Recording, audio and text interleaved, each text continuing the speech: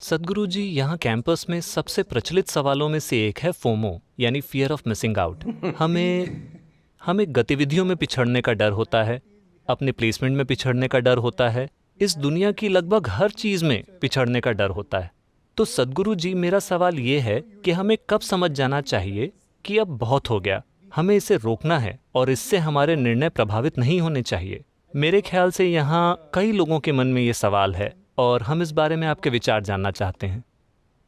सही।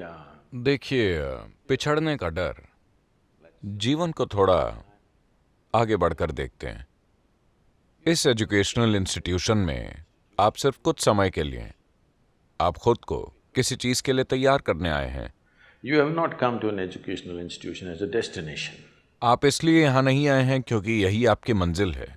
ये आपको एक अच्छे पैकेज में पैक करने वाली जगह है ताकि आपको आप आज काफी अच्छे पैकेज में हैं। Thank you sir.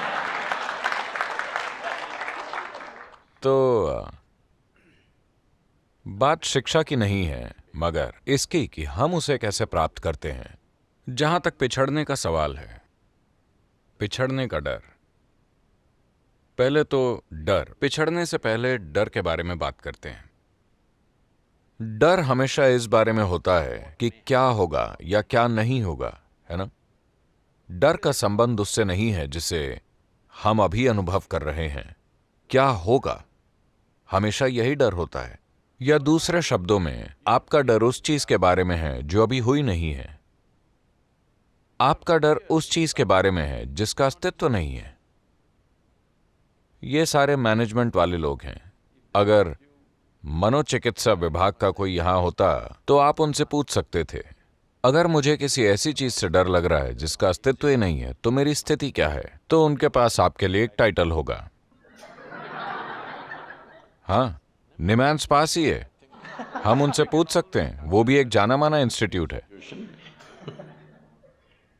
हमें उससे तकलीफ है जिसका अस्तित्व ही नहीं है।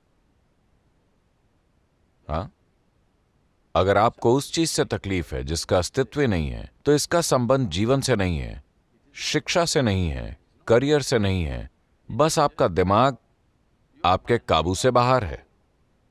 क्या आपको सबसे पहले इस अहम पहलू को मैनेज नहीं करना चाहिए, इससे पहले कि आप किसी उद्योग या कारोबार को मैनेज करें? क्या यह महत्वपूर्ण नहीं है कि सबसे पहले आप अपने दिमाग को मैनेज करना सीखें? हेलो, क्या यह महत्वपूर्ण नहीं है? अगर आप अपने दिमाग को मैनेज करना नहीं जानते तो आप दुनिया में क्या मैनेज कर पाएंगे? Managers are all free. सारे मैनेजर्स परेशान हैं और उनके पेट में अल्सर हो रहे हैं। हाँ, ये आम बात हो गई है। अगर आप सीईओ हैं और 45 की उम्र तक अगर आपको अल्सर नहीं हुए तो आप अच्छे सीईओ नहीं हैं। क्योंकि आप इस तरह संयोग से मैनेज कर रहे हैं। डर इसलिए होता है क्योंकि संभावना सिर्फ संयोग से है ना। मुझे बताइए, मान लीजिए आपको साइकिल चलानी नहीं आती। आप स्टैंड पर खड़ी साइकिल पर बैठे और यूं ही पैडल मारने लगे और वो स्टैंड से उतरकर चलने लगी। घबराहट होगी या नहीं? तेज चलने लगी, डर लगेगा या नहीं? बहुत तेज, दहशत होगी या नहीं? साइकिल के कारण दहशत नहीं होती, बस इतना है कि आप उसे चलाना नहीं जानते। अगर आपको चलाना आता हो तो वो जितनी तेज चले उतना मजा आता है, है ना। जितनी तेज चले उतना अच्छा। हमने साइकिल बनाई ही इसलिए क्योंकि हम पैदल चलने से तेज चलना चाहते थे, यही मकसद है। लेकिन अगर आपको चलानी नहीं आती तो कितना डर लगता है। Right now you तो अभी आपकी समस्या दुनिया से नहीं है, आपकी समस्या आपकी शिक्षा से नहीं है, आपकी समस्या है आपकी शिक्षा प्रणाली। किंडरगार्टन से ही किसी ने आपको नहीं बताया कि खुद को कैसे मैनेज करें। उन्हें लगता है कि आप दुनिया को मैनेज कर लेंगे खुद को मैनेज किए बिना। जब आप खुद एक झमेला हैं तो आप झमेला ही पैदा करेंगे, है ना। शायद आप कामयाब बन जाएं। Success happens for variety of reasons. कामयाबी कई वजहों से होती है।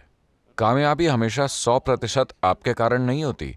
परिस्थितियां होती हैं, ऐसे समय होते हैं जो कई रूपों में हमारी मदद करते हैं। निश्चित रूप से आपका भी योगदान होता है, मगर किसी के सफल होने का मतलब ये नहीं है कि उन्होंने सब कुछ जान लिया है या वो जीवन के साथ सहजता पा चुके हैं या उनका जीवन किसी रूप में संपूर्ण हो चुका है। नहीं, Because today क्योंकि आज सफलता से हमारा मतलब किसी और से थोड़ा बेहतर होना है।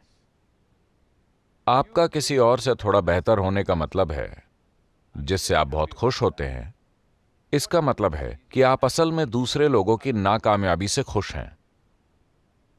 अगर कोई व्यक्ति दूसरे व्यक्ति की नाकामयाबी से खुश है तो मैं इसे बीमारी कहूंगा, सफलता नहीं। आप क्या कहेंगे? हेलो,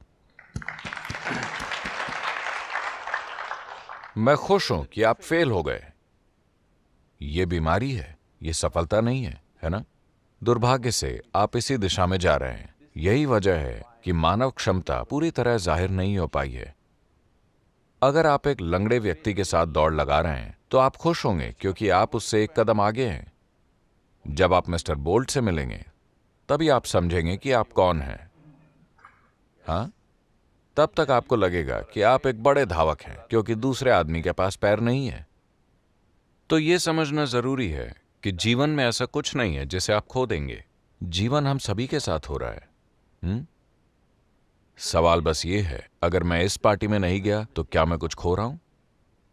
अगर मैंने ये परीक्षा पास नहीं की तो क्या मैं कुछ खो रहा हूं? अगर मुझे ये नौकरी नहीं मिली तो क्या मैं कुछ खो रहा हूं? इसकी वजह सिर्फ ये है कि आप जो हैं वो अभी आंतरिक रूप से व्यवस्थित नहीं है, वो बाहरी चीजों पर निर्भर है। आप अभी बहुत नियंत्रित कैंपस में हैं। आपका कैंपस बहुत ही खूबसूरत है, बहुत ही शानदार कैंपस। and और आप बहुत नियंत्रित कैंपस के माहौल में हैं। जब आप बाहरी दुनिया में कदम रखेंगे और अगर आप लोगों को यह तय करने देंगे कि आपके भीतर क्या होता है तो वो आपको कुछ ही समय में पागल कर देंगे।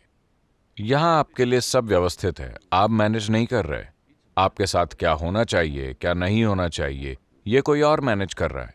जब आप सड़क पर निकलते हैं, अगर आप दूसरे लोगों पर छोड़ दें कि वो आपकी खुशी या दुख तय कर सकें तो निश्चित रूप से आप दुखी होंगे क्योंकि वो कई सारी चीजें करेंगे।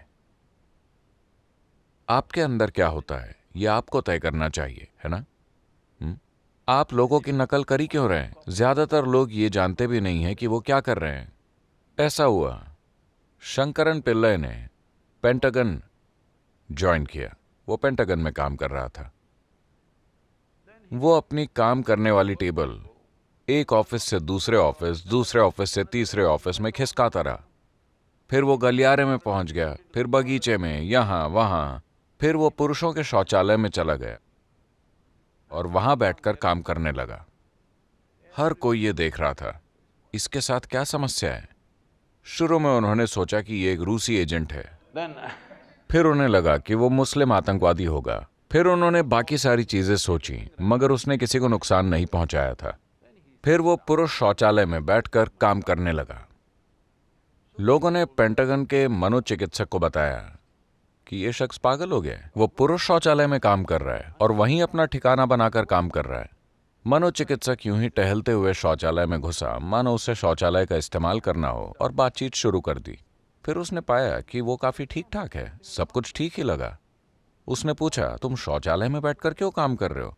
वो बोला, मैंने हर जगह जाकर देखा, आखिरकार मैंने पाया कि सिर्फ यही वो जगह है जहां लोगों को पता है कि वो क्या कर रहे हैं।